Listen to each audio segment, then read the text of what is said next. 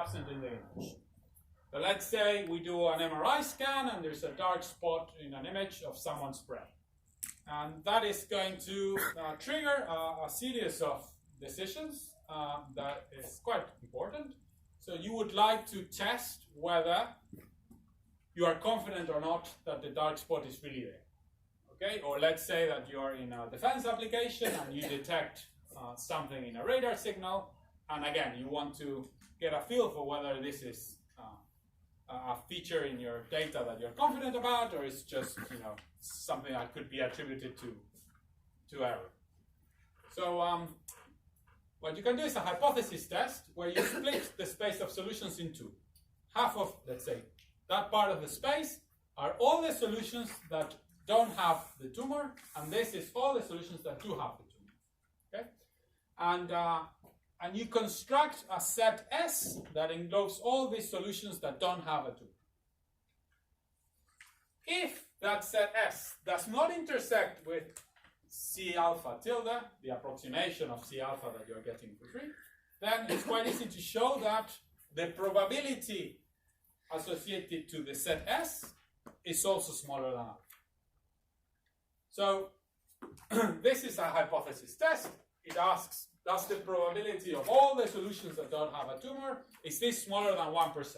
If yes, then I'm 99% sure that there is a tumor. That probability is difficult to compute. You would have to run a Markov chain or something else for a long time and see how often the Markov chain visits the set of images that don't have tumors, and then calculate that probability. This would take millions of iterations. It would be quite slow.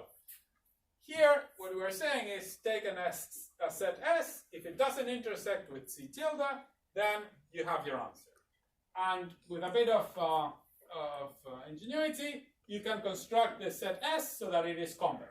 Okay, you're trying to model all images that don't have tumors with a convex set. This is something that can be done, not perfectly, but well enough.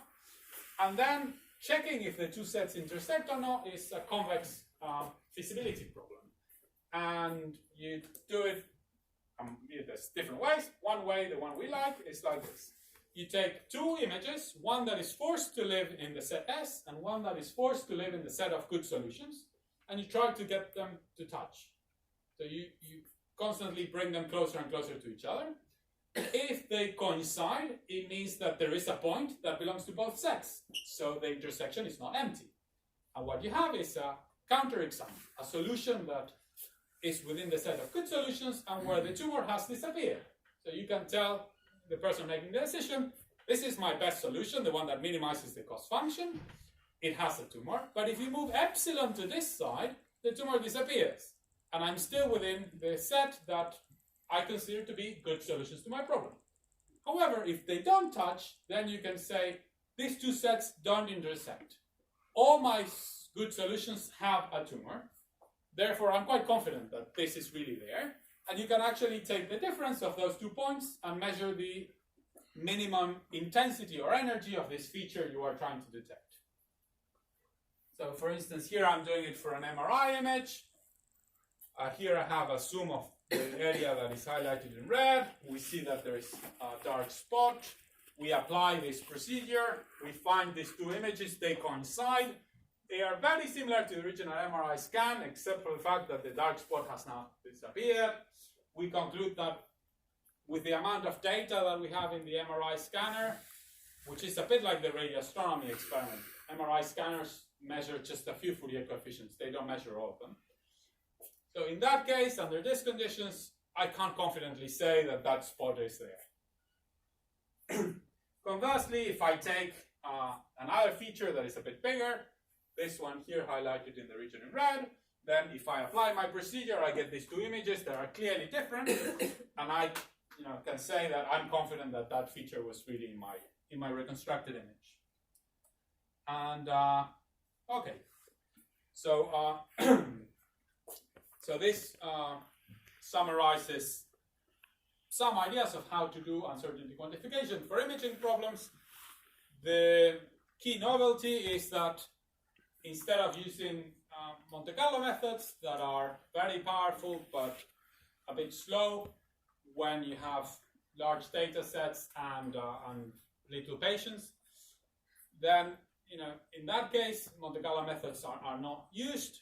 I have been working on developing better Monte Carlo methods for something like 7 or 8 years now, and it's painfully difficult to get people in industry to adopt them because they don't have the time that we need for those methods.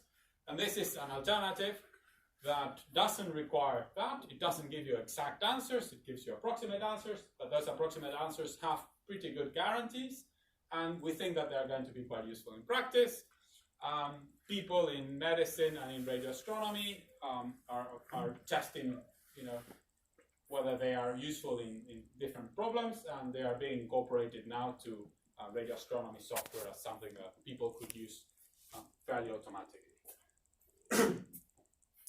In the second part of my talk, so I had included this in case I misjudged time, but I won't be able to go there. But in the second part of my talk, I'll talk about empirical Bayesian estimation of regularization parameters, which is something that is quite tricky in imaging. And again, this brings together lots of ideas of different fields of math. It combines a bit of stochastic differential equations with a bit of optimization in the context of imaging problems. The third part that I will not cover, but that you will be able to read because I'll share my slides by email, and there's papers on arXiv you can read on it, gives you a theoretic derivation of the map estimator, and it shows that it is optimal in a decision theoretic sense. So we now have theory to explain why this estimator works well, and this is theory that comes from the Bayesian framework. It doesn't come from explaining it in another way, which we already had other explanations, but non-Bayesian explanations. Okay, so let's say that my cost function is unknown because it has a parameter theta that I don't know how to fix. So I have written my prior like theta of psi. Psi is my regularizer, could be total variation norm, L1 norm, something like that. But it turns out that I don't know how much I need to regularize, because if you spend a bit of time playing with this, you'll realize that different images require very different amounts of regularization. So it's very difficult a priori to know what value of theta you want to use. I'll assume that the likelihood, which has a data fidelity term Fy, is convex, and that psi is convex. And I'll assume that Fi is Lipschitz differentiable. I won't assume that psi is Lipschitz differentiable because that would exclude popular regularizers like TV, L1. And I'll assume that this prior is proper, and what that means is that if you integrate it over x, it adds up to 1. Why? Because there is a constant dividing here called c theta that has that integral, and if that integral is finite, then the prior can be normalized. And the thing is, that integral there is unknown. You don't know what it is. It's an integral over a very high dimensional parameter space. X could be dimension 1,000,000. So you may assume, it's not very difficult to show that it exists, but it is very difficult to compute it. So if theta was fixed, then we would be able to say, okay, this is a convex optimization problem. I'll compute my map estimator by minimizing that convex function, and I would solve it efficiently with whatever algorithm you have studied. For example, you could do forward-backward splitting. So you would take a gradient step with f because it is differentiable, and a proximal step with psi. Raise your hand if you remember what a proximal operator is. Yeah, I thought you would. If you don't remember, it doesn't really matter. It's like a cousin of a gradient that you use when you don't have differentiability, but you have convex. So, however, theta is usually unknown, so it's not at all easy to apply forward-backward splitting or ADMM or any of the convex optimization algorithms that you have studied, because essentially you don't know what the value of theta is.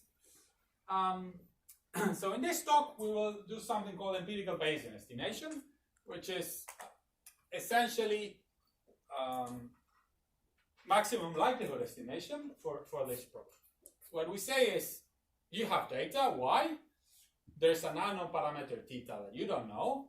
Well, if theta is not very high dimensional, I know theta is a scalar, or let's say you have two regularizers, L1 and L2, theta has dimension 2, then you should be able to estimate, a parameter of dimension 1, 2, 3, 10 from 1,000 measurements. You should be able to estimate it really well with any statistical procedure that is reasonable. In particular, maximum likelihood estimation will give you a very good result.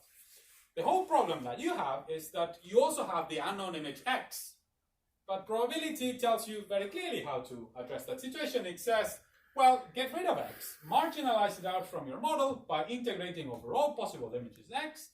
What you'll obtain is the likelihood of the data given theta. Then just do maximum likelihood estimation, maximize that likelihood, and you'll get a very good estimate of theta that you can then plug into your cost function and proceed by convex optimization.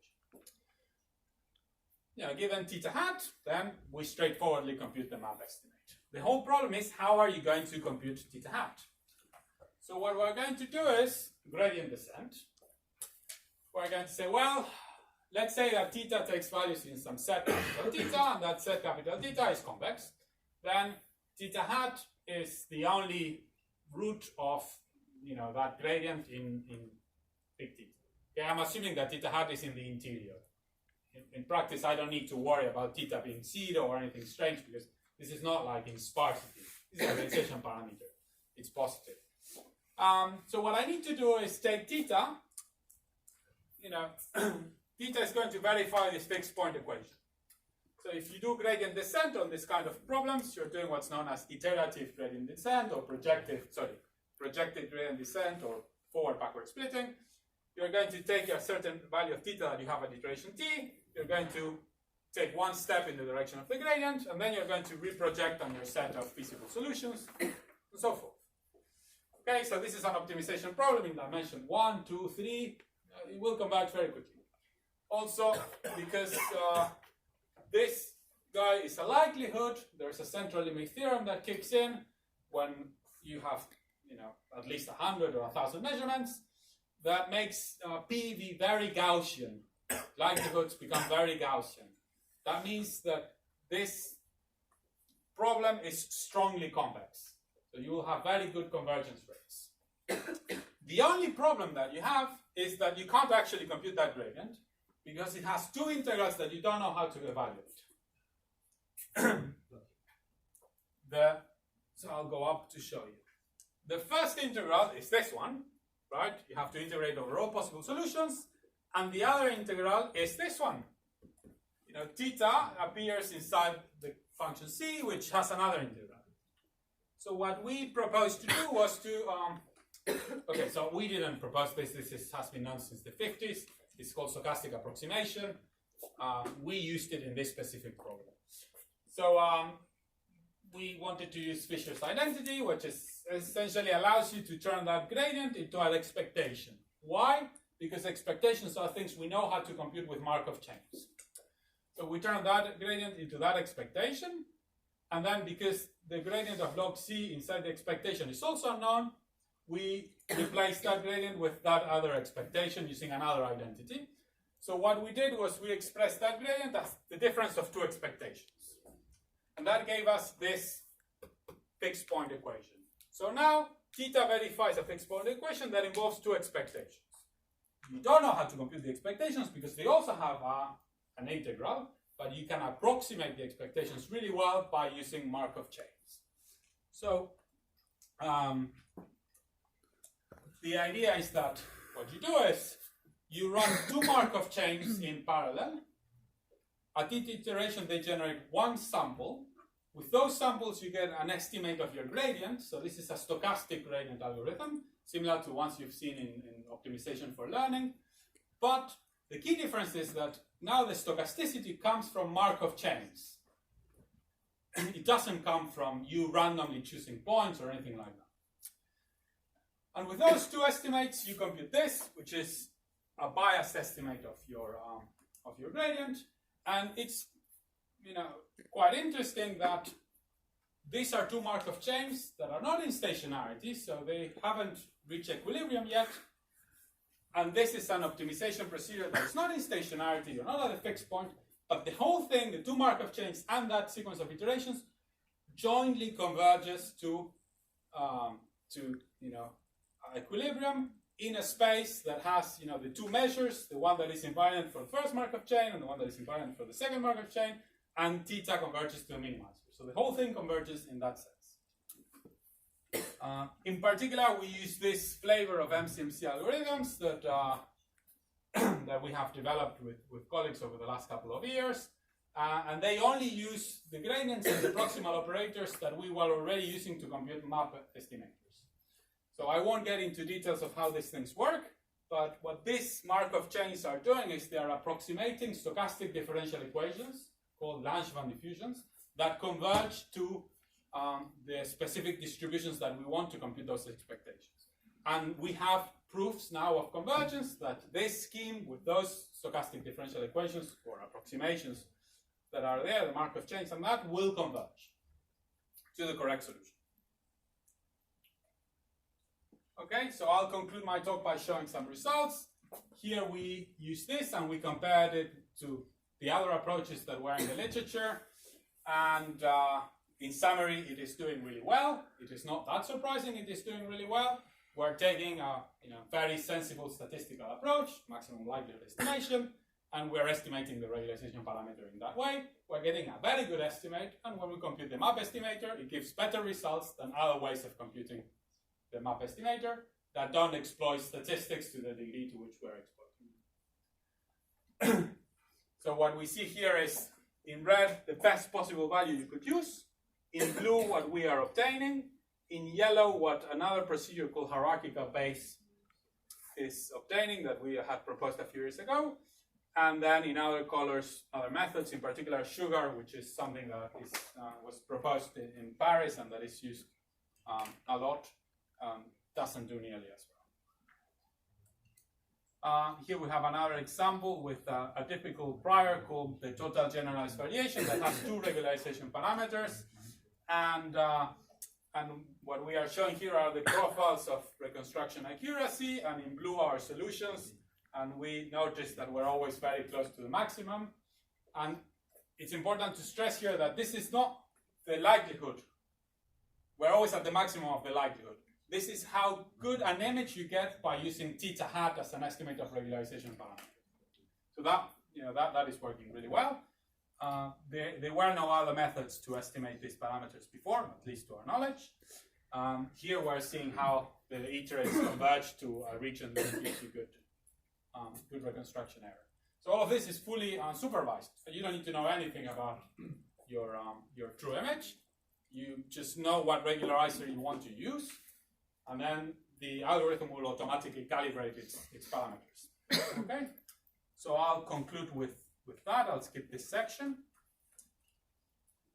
So I'll conclude by saying two main things. The first one is that modern data science in general, and imaging sciences in particular, require a paradigm shift. We need to move away from reporting point solutions.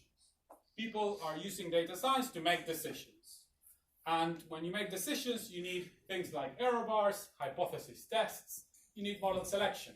I could give you two different cost functions to solve the same imaging problem. They would give two solutions. If you don't have ground truth, you don't know which one is correct. Technically, they're both wrong, but one might be much better than the other one. At the moment, if I feed something, I pre-train a neural network with images of cats, and then I put the face of Obama, what comes out is just nonsense. At the moment, it's very difficult to know when you're going to process data, if the data that you're processing is compatible with the cost function that you have learned, or the neural network that you have learned, or the procedure that you have in mind. We're not doing misspecification tests for any of these things. Statistics provides all of those tools. We know how to do misspecification tests. We just don't know how to do them in a data science context in a modern setting. So we need to have a paradigm shift, and I think that one of the ways in which this will happen is that there will be a lot of integration between what's known in the Bayesian literature and what is variational optimization, which is more of a functional analysis literature, and deep learning, which is the new kid on the block and has something to contribute, but is far from solving any of these meaningful questions in terms of how do you actually guarantee that a tumor is there or not, how do you quantify uncertainty or anything like So thank you very much, and I just want to point out that so we're hiring people a lot, and we are taking PhD students. I have PhD opportunities. There's funding for postdocs on this area. So if any, I don't know if there are PhD students in the audience, but if you are looking for a postdoc, we'll publish an advert soon to work with me on model selection for imaging. And then we also have a lot of permanent positions. So if you know of anyone who's interested in spending some time in Edinburgh, in Scotland, which is a beautiful place, please let them know about these opportunities. Thank you very much. Thank you.